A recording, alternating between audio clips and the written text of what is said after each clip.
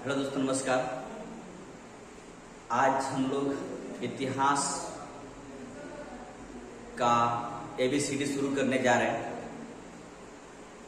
चलिए हम लोग आज इतिहास को देखेंगे और सही तरीके से जानेंगे इतिहास, भारतीय इतिहास के बारे में खासकर।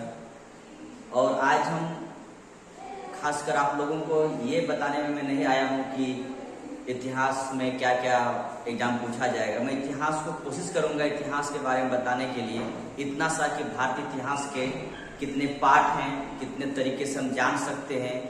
फिर इसके बाद ब्रिटिश काल आने के बाद इतिहास का क्या परिदृश्य बदला, या फिर आप कहेंगे कि जो खासकर मुगल सत्ता था या फिर सल्तनतकालीन सत्ता है, उनके बीच में क्या इतिहास की परिदृश्य बदला, इन सब के बारे में हम लोग कोशिश करेंगे जानने के लिए। हम लोग खासकर आज देखेंगे इतिहास को, खासकर भारतीय इतिहास को कितने प्रकार से जानते हैं। देखिए, अगर हम इतिहास के बारे में देखा जाए कि खासकर भारतीय इतिहास के बारे में, तो आपको पता है कि भारतीय इतिहास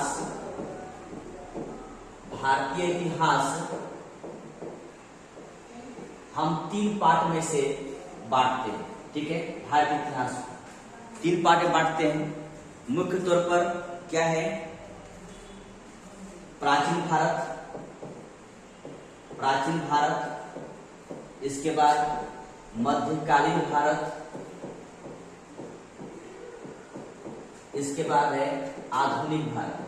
ठीक है, इन 3 तरह से इसको बांटते हैं। यानी पहले को हम एंशिएंट इंडिया कहते हैं, दूसरे को मेडाइवल इंडिया और तीसरे को मॉडर्न इंडिया। ठीक है, अगर हम कार्यकाल देखा जाए तो देखिए, इसी कार्यकाल को हम यहाँ पर प्राचीन भारत को 800 ईस्वी तक रखिए।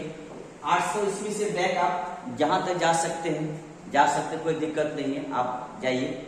इसके बाद मध्यकालीन भारत को 2 पार्ट में कर दीजिए। इसे एक है पूर्व मध्यकाल और दूसरा है मध्यकालीन। ठीक है, एक है पूर्व मध्यकाल, दूसरा है मध्यकालीन। देखिए, ये पूर्व मध्यकाल को 800 से 1200 साल तक रखिए और मध्यकालीन को 1206 से फिर 1707 तक इसको रख सकते हैं, और इसको 1707 से आधुनिक भारत को 1947 तक। देखिए, इसको ध्यान देखिएगा कि प्राचीन भारत को 800 ईस्वी तक रखिए, बैक से जाकर, यानी सिंधु सभ्यता से बैक जाएंगे, पूरा पाषाण काल, फिर मध्य पाषाण काल, वो सबको लेते हुए हम 800 ईस्वी तक आएंगे। इसके बाद 800 ईस्वी तक आने के बाद मध्यकालीन को 2 भाग में बांट देंगे। एक होगा पूर्व मध्यकाल, ठीक है, 800 से 1200 काल तक। इसके बाद दूसरा आपके पास है, ठीक है, सेकेंड आपके पास होगा मध्यकालीन, जो 1206 से 1707 तक होगा। या इसको थोड़ा सा ठीक ठाक करते हैं 1206 को। तो 1206 को आप ऐसे लिख सकते हैं कि 1206 से 1707 तक जाइए। इसके बाद आगे चलकर आधुनिक भारत आएगा, जो 1707 से 1947 तक। देखिए, ये तो एक मोटा मोटी फिगर है, इसको आप समझिएगा।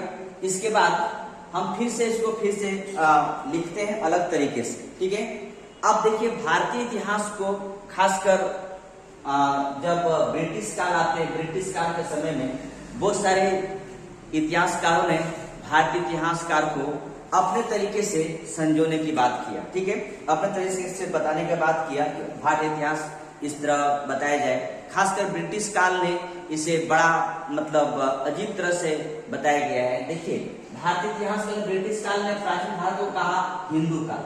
ठीक है, हिंदू काल यानी हिंदू शासक है। ठीक है, हिंदू काल।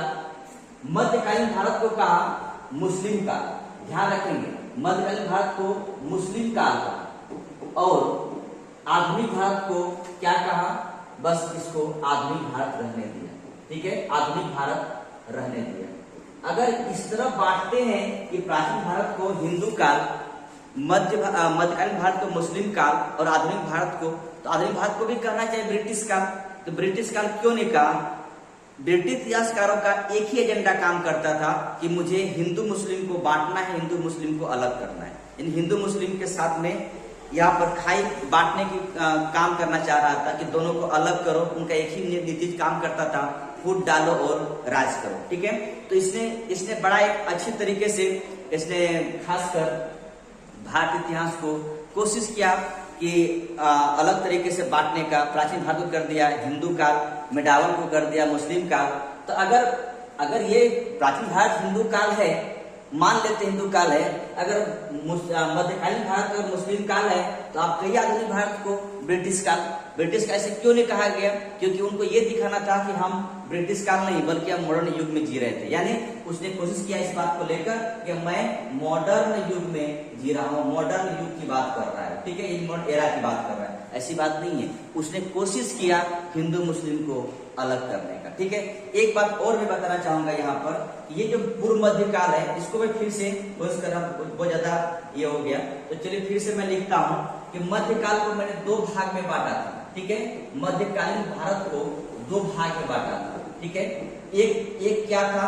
पूर्व मध्यकाल। ठीक है, एक था पूर्व मध्यकाल और एक था मध्यकालीन। ठीक है, मध्यकालीन भारत। ठीक है, इस पूर्व मध्यकाल को हमने क्या कहा? 800 से 1200 ईस्वी तक। ठीक है, इसे कहा 1206 से 1707 तक, यानी औरंगजेब की मृत्यु तक। ठीक है, ये चीजें मैंने कहा, ध्यान रखिएगा। इसे अंधकार युग भी कहा जाता है। ठीक है, अंधकार युग भी कहा जाता है। अगर आपने कहा क्यों अंधकार युग कहा जाएगा इसे? इस समय कोई भी शासक ऐसा नहीं है जो पूरे इंडिया को एक केंद्रीकृत शासन के तौर पर रखा जा सके। अगर कोई भी रहता एक शासक ऐसा, तो ध्यान रखिएगा, ना मोहम्मद गजनवी मेरे पास सफल हो पाता, ना ही मोहम्मद गोरी सफल हो पाता। ध्यान रखेंगे, ना मोहम्मद गजनवी सफल हो पाता, ना मोहम्मद गोरी सफल हो पाता, क्योंकि सबने अब इस समय क्या था? क्षेत्रीय प्रवृत्ति पनप रहा था। हो ये रहा था कि सब लोग अपने आप को बचाना चाह रहा था, सबको अपने आप को बचाना चाह रहा है। कोई भी ऐसे शासक नहीं है जो अपने आप को बचाना नहीं चाह रहा है, सबको अपने आप को बचाना चाह रहा है। ध्यान रखेंगे कि इसने सबने अपने आप को बचाने की कोशिश किया। ना मोहम्मद गजनवी ने का सामना कर सका, ना मोहम्मद गोरी का सामना कर सका। और इन लोगों ने हमारे इंडिया को, खासकर मोहम्मद गजनवी ने हमारे इंडिया को खंडित किया है। ठीक है, ध्यान रखेंगे। खासकर आपको पता है इसने कन्नौज को पूरी तरह से लूटा। ठीक है, पूरी तरह से लूटा। और खासकर याद रखेंगे ये सोमनाथ मंदिर को भी बहुत बुरी तरह से इसने लूटा था, गुजरात में जो सोमनाथ मंदिर है। ठीक है, याद रखिएगा इन दो बातों को। और जब हम यहाँ पर आते हैं, यहाँ पर खासकर मध्यकालीन भारत में हम लोग पढ़ेंगे खासकर दिल्ली सल्तनत और मुगल काल। दो चीजें ध्यान रखेंगे, एक है आपका दिल्ली सल्तनत और एक है मुगल काल। दो हम लोग पढ़ेंगे, इस बात को भी ख्याल रखिएगा। चलिए, ये तो मेडावल की बात हो गया। मेडावल के बाद हम लोग आधुनिक भारत की तरफ चलते हैं। आधुनिक भारत में मुख्य रूप से ध्यान रखेंगे, आधुनिक भारत में मुख्य रूप से ध्यान रखेंगे कि हम लोग जो पढ़ेंगे वो है 1707 से लेकर 1947 तक। ठीक है, और ये औरंगजेब की मृत्यु के बाद हम लोग जानेंगे आधुनिक भारत को बहुत सही तरीके से पढ़ेंगे। और ध्यान रखेंगे जितना भी हो सके फैक्ट तो जो है तो है ही, आपके पास जाएगा ही, लेकिन हम कोशिश करेंगे कि हम आपको अवधारणा को क्लियर करें। अगर अवधारणा क्लियर हो जाएगा, आपके अवधारणा अच्छा से हो जाएगा, तो आपका फैक्ट भी आपके पास आ जाएगा। फैक्ट आना कोई बड़ी बात नहीं है, फैक्ट तो आपके पास आएगा ही आएगा, लेकिन आपकी अवधारणा भी क्लियर होनी चाहिए, जो कि बहुत इंपॉर्टेंट चीज है। अगर आपकी अवधारणा क्लियर नहीं हुआ तो फैक्ट कर क्या कीजिएगा? फैक्ट करके मान लिया जाए कि आप बीपीएससी में या यूपीएससी में पीटी तो पास कर जाएंगे, लेकिन पीटी के आगे क्या करेंगे? मेन। इतने बहुत को ऐसे विद्यार्थी हैं जो पीटी पास करने के बाद मेन का फॉर्म तक भी नहीं भरते, क्योंकि उनको पता है कि फॉर्म भरेंगे तो क्या हो सकता है कि हम आगे क्लियर नहीं कर पाएंगे। इसीलिए अंततः आपको इतना जानना है कि हमें फैक्ट के साथ साथ में अवधारणा भी क्लियर करना है, कॉन्सेप्ट भी क्लियर करना है। तो चलिए हम लोग आगे से देखेंगे, प्राचीन भारत से शुरू करेंगे और अंतिम तक आधुनिक भारत तक भी आएंगे और देखेंगे, एक क्वेश्चन को देखते चले जाएंगे। इतिहास में जितना हो सके सारे क्वेश्चन को डील करने की कोशिश करेंगे। और ध्यान रहे दोस्तों, आप जुड़े रहे इस चैनल के माध्यम से। आपको जहां तक हो सके मैं आपका अवधारणा और फैक्ट दोनों क्लियर करने की कोशिश करूंगा। धन्यवाद दोस्तों, थैंक यू। जय हिंद, जय भारत।